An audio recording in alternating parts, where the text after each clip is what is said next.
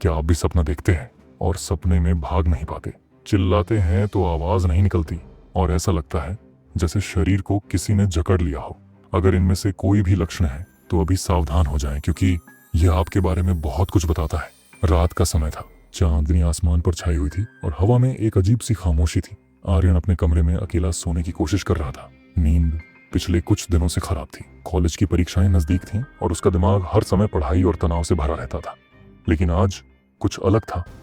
उसे लग रहा था कि उसके आसपास कोई है जो उसे देख रहा है।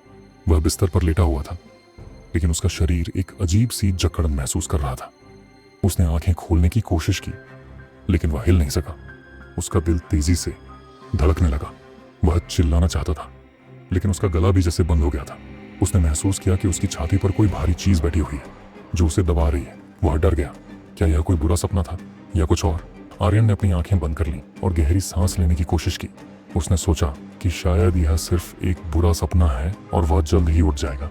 लेकिन जब उसने फिर से आंखें खोली तो वही अजीब सी जकड़न महसूस हुई। उसने देखा कि उसके कमरे का माहौल बदल गया था। दीवारों पर अजीब सी छाया दिखाई दे रही थी और हवा में एक ठंडक थी जो उसकी रूह तक कपकपा रही थी। उसने महसूस किया कि उसके बिस्तर के पास कोई खड़ा है।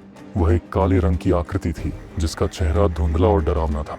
आर्यन ने चिल्लाने की कोशिश की, लेकिन उसकी आवाज गायब हो गई। वह आकृति धीरे धीरे उसके करीब आने लगी और आर्यन ने महसूस किया कि उसका दिल और तेजी से धड़कने लगा है। वह समझ नहीं पा रहा था कि यह सब क्या हो रहा है। क्या यह कोई भूत था या फिर उसका दिमाग उसके साथ खेल रहा था?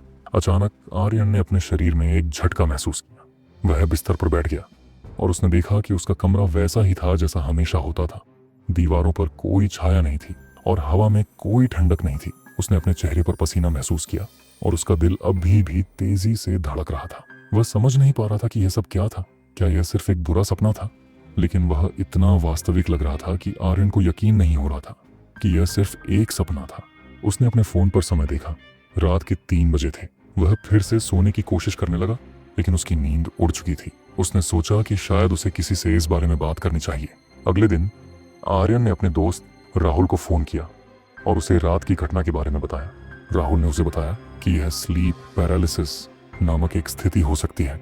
राहुल ने बताया कि स्लीप पैरालिसिस तब होता है जब हमारा दिमाग जाग रहा होता है, लेकिन शरीर अभी भी सोने की स्थिति में होता है। इस दौरान व्यक्ति को अजीब सी आवाजें सुनाई दे सकती हैं या उसे लग सकता है कि उसके आसपास कोई है। यह स्थिति डरावनी हो सकती है, लेकिन यह खतरनाक नहीं है। आर्यन ने राहुल की बात सुनी और उसे थोड़ा राहत महसूस हुआ, लेकिन फिर भी उसके मन में कई सवाल थे।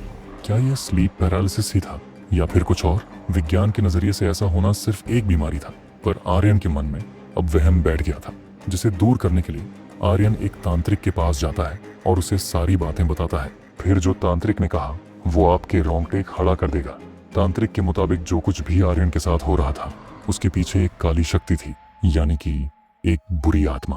तांत्रिक के मुताबिक ये आत्माएं उनकी होती है जिस इंसान की अकाल मृत्यु हो जाती है। उस इंसान की आत्मा इस दुनिया में भटकती रहती है और वह अपने लिए एक जीवित शरीर की तलाश कर रही होती है ताकि वह एक इंसान की भांति जीवन व्यतीत कर सके। इतना सब सुनने के बाद आर्यन डर से सहम जाता है और तांत्रिक से अपनी जान बचाने की गुहार लगाता है, जिसके बाद तांत्रिक दिव्य मंत्रों का उच्चारण करते हुए आर्यन के गले में एक ताविज बांध देता है और कहता है, जा, आज के बाद कोई बुरी आत्मा तुम्हारे आस पास भी नहीं भटकेगी। जिससे आर्यन खुश होकर तांत्रिक को दक्षिणा के रूप में खूब सारे पैसे देता है और खुशी खुशी घर लौट जाता है।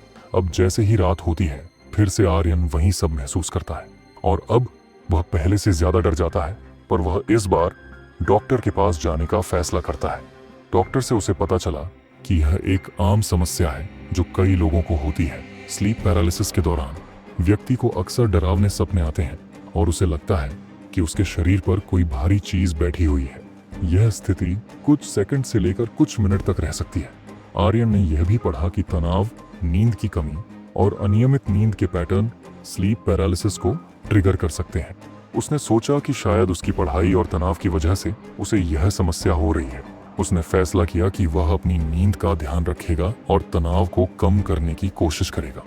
आर्यन ने अपनी दिनचर्या में बदलाव किया। उसने रोजाना योग और ध्यान करना शुरू किया और अपनी नींद का समय नियमित कर लिया। उसने अपने खान पान का भी ध्यान रखना शुरू किया और रात में भारी भोजन करने से बचने लगा। कुछ हफ्तों बाद उसने महसूस किया कि उसकी नींद की गुणवत्ता में सुधार हो रहा है और वह तनाव मुक्त महसूस कर रहा है। उसे फिर कभी स्लीप पैरालिसिस का अनुभव नहीं हुआ। आर्यन ने सीखा कि जीवन में संतुलन बनाए रखना कितना जरूरी है। उसने यह भी सीखा कि डर को समझना और उसका सामना करना ही उस पर काबू पाने का सबसे अच्छा तरीका है। स्लीप पैरालिसिस एक ऐसी स्थिति है जो कई लोगों को डरा सकती है, लेकिन इसके बारे में जानकारी होने से हम इसे बेहतर तरीके से समझ सकते हैं। आर्यन की कहानी हमें यह सिखाती है कि डर को समझना और उसका सामना करना ही उस पर काबू पाने का सबसे अच्छा तरीका है। तो अगली बार जब आपको स्लीप पैरालिसिस का अनुभव हो तो घबराएं नहीं। याद रखें कि यह सिर्फ एक अस्थायी स्थिति है और आप इसे समझकर और अपनी जीवन शैली में बदलाव करके इस पर काबू पा सकते हैं। तो आप क्या राय है इसके बारे में? क्या यह कोई बीमारी है या कोई बुरी आत्मा?